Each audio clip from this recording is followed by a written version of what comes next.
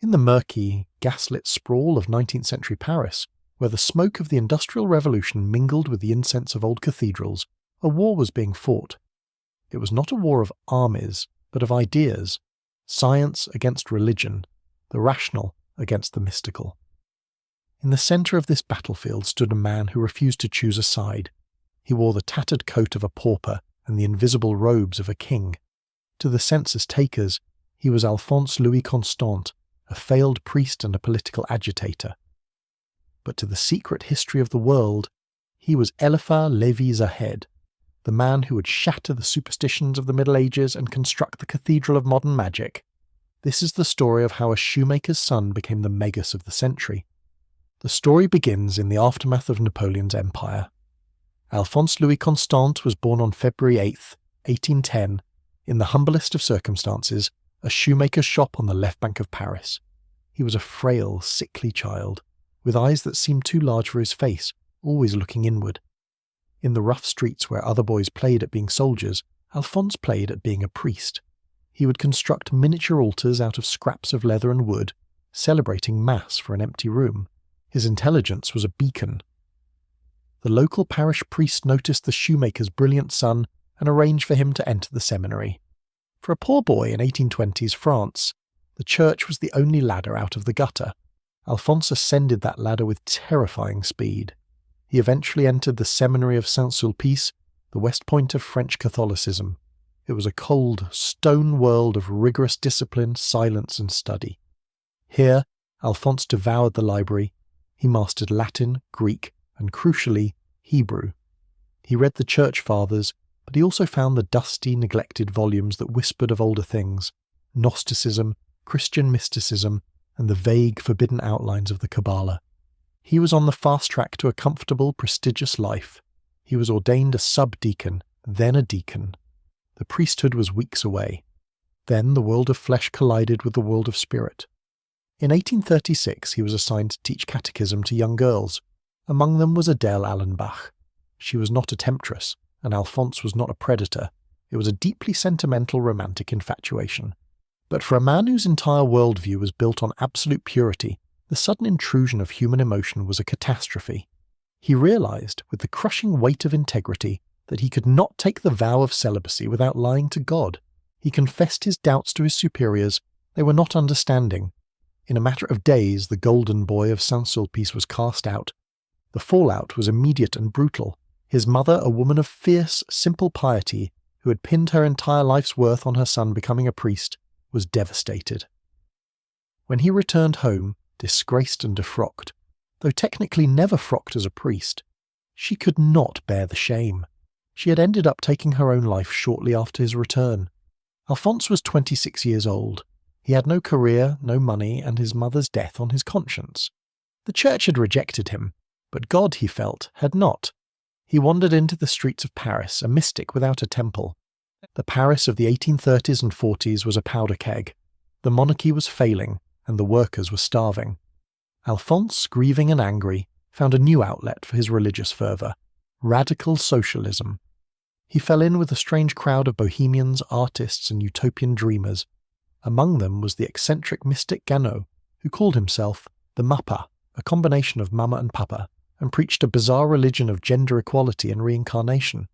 It was here that Alphonse began to see that religion could be fluid, that the dogmas he had learned at Saint-Sulpice were perhaps just one piece of a larger puzzle. He also befriended Flora Tristan, the grandmother of Paul Gauguin, and a fierce feminist and socialist. She saw the fire in Alphonse's pen. Alphonse began to write. He argued that true Christianity was not about golden chalices and bishops in silk, but about the liberation of the poor. In 1841 he published the Bible of Liberty. The authorities were terrified. This wasn't just political dissent, it was religious heresy mixed with revolutionary fervour. The police seized the print run, and Alphonse was dragged before a judge. He defended himself with the eloquence of a trained theologian, but the verdict was already decided. He was thrown into the Saint-Pélagie prison. For 8 months he sat in a damp cell, but prison, as it often does for mystics, became his monastery. He read Swedenborg, he read the German mystics, he began to hallucinate, or perhaps to see. He wrote later that in the silence of the dungeon, he began to understand that the political liberty he fought for was meaningless without spiritual liberty. When he was released, he was harder, poorer, and more desperate. He sought refuge in the only comfort he could find. In 1846, he eloped with Noémie Cadio, a brilliant, beautiful, and volatile 18-year-old sculptress. It was a disaster. They lived in squalor. Alphonse tried to earn a living writing hack journalism and giving lessons, while Noémie grew increasingly resentful of their poverty. They had a daughter, Marie. For a brief moment, Alphonse had a family. He doted on the child. She was the anchor of his turbulent life. But in 1854, tragedy struck again. Marie sickened and died at the age of 7. The grief shattered Alphonse, and it shattered the fragile marriage. Noémie, young and ambitious, looked at her aging, weeping husband in their cold apartment and decided she wanted to live. She packed her bags and left. She would go on to become a famous artist, sleeping with critics and dining with aristocrats, erasing Alphonse from her history. Alphonse Louis Constant was now 44. He was alone. The politics of 1848 had failed. The church was gone. His family was dead or departed. He retreated into a small garret in the Latin Quarter, surrounded by musty books. He stopped trying to change the world with politics. He decided instead to understand the hidden gears that turned the universe. In the early 1850s, a chance meeting changed history. Alphonse met Józef Maria Honor-Wronski, a Polish polymath who claimed to have discovered the Absolute, a mathematical formula that explained God. Wronski was brilliant and possibly mad, but he gave Alphonse the key he had been missing, the Kabbalah. Wronski taught him that magic was not about casting spells to find buried treasure. It was a high science. It was the study of the equilibrium of forces. Alphonse looked at his own name. He took Alphonse and he took Louis. He translated them into their ancient Hebrew equivalents, Éliphas Lévi. The identity of the socialist agitator was shed like a snake's skin. Éliphas Lévi was born. In the spring of 1854, Lévi travelled to London. He spoke no English, but the universal language of the occult opened doors. He was introduced to Edward of Bulwer-Lytton, the famous novelist and Rosicrucian, who welcomed Lévi into his circle. The British occultists were bored with table tipping and parlour tricks. They wanted to see a master at work. A mysterious woman, an adept of high rank, challenged Lévi. She asked him to perform a necromantic ritual, the evocation of Apollonius of Tyana, a Neo-Pythagorean philosopher and miracle worker from the 1st century.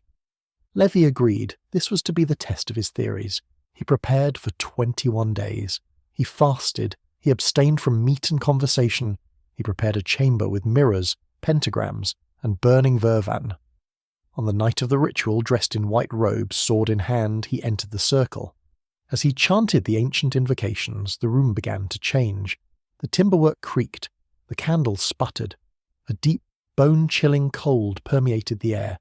Lévi described looking into the mirror and seeing the grey-shrouded form of a man dissolve into existence. The figure was lean, sad, and beardless. Lévi, terrified but resolute, commanded the spirit. He felt a sensation like a silent thunderclap. He touched the apparition, and his arm went numb, a paralysis that would linger for days. He collapsed unconscious. When he woke, he was no longer speculating. He knew. He returned to Paris, possessed by a singular energy. He began to write the book that would define Western magic for the next 2 centuries, Dogmes rituels de la haute magie. Published in 2 volumes between 1854 and 1856, it was a masterpiece of synthesis. Before Lévi, the tarot was just a card game used by gypsies for fortune-telling. Lévi saw something else. He laid the tarot cards out and placed them next to the tree of life of the Kabbalah. He realized they were a match. The 22 major arcana corresponded perfectly to the 22 letters of the Hebrew alphabet. This was his great revelation. Magic is a language. He introduced the world to the astral light. He described it as a fluidic ocean that surrounds the earth, a medium that records every thought and action. The magician, Lévi argued, does not break the laws of nature. He simply learns to swim in this astral light, using his will to create waves that affect reality. And then there was the image. In the ritual, Lévi included a drawing he had made, a creature with the head of a goat, the wings of a bird and the body of a human. On its arms were written Solve and Quagula, the Baphomet. Lévi knew this image would shock the bourgeoisie, but he insisted it was not the devil. It was the sphinx of the occult sciences. It represented the binary, the necessary tension of the universe. Male and female, mercy and severity, light and dark. Without the balance of these two forces, there is no power. The devil, he wrote, is only God's shadow. The book made him a sensation. He was no longer the outcast, he was the sage. The final chapter of his life was one of quiet majesty. Lévi moved to a modest apartment on the left bank. He lived simply, his room filled with strange diagrams, heavy drapes, and the smell of tobacco and old paper. He gathered disciples.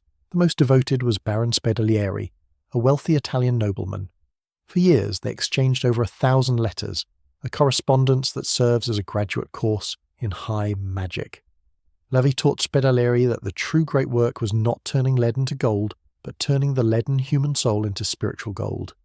But the world outside was still violent. In 1870 the Franco-Prussian War erupted. The Prussian army laid siege to Paris. The city starved. People ate rats and zoo animals. While shells whistled over the rooftops, Éliphas Lévi sat in his unheated room, wrapped in blankets, writing about the peace of the soul. He saw the violence of the Paris Commune that followed as a manifestation of the unchecked astral intoxication of the masses, a chaotic, unrefined will that destroyed rather than created. By 1875 his health was failing. He was dropsical, his body swelling, his breath short. He knew the end was near. The question on everyone's mind was, how would the great heretic die? Would he summon demons to prolong his life? Would he curse the church that rejected him? On his deathbed, Éliphas Lévi did something that surprised his critics and confused his admirers. He sent for a priest. He confessed his sins. He received the last rites. He died on May 31st, 1875, not as a sorcerer screaming at the heavens, but as a man at peace, clutching a crucifix. To the church, his final act was a repentance. To the occultists, it was a final ironic lesson in balance, a recognition that the magician must work within the traditions of his culture, even as he transcends them. He left no school, no temple, no institution. He died poor, but his timing, as always, was impeccable. Later that very same year, 1875, a baby boy was born in Leamington Spa, England. His name was Aleister Crowley. Years later, Crowley would read Lévi's books and claim with characteristic arrogance that he was Éliphas Lévi reincarnated, come to finish the work the old Frenchman had started. Whether or not one believes in reincarnation, the intellectual lineage is undeniable. The Golden Dawn, the New Age movement, the tarot deck in a teenager's backpack, the very idea that magic is a path of self-discovery, all of it flows from the ink of the shoemaker's son who dared to reconcile the cross with the pentagram. Éliphas Lévi found magic in the gutter of Paris and elevated it to the stars. He taught us that to practice magic is to be a creator, and to be a creator, one must first be a master of oneself. As he wrote in his final testament, to know, to dare, to will, to keep silence. These are the 4 verbs of the Magus.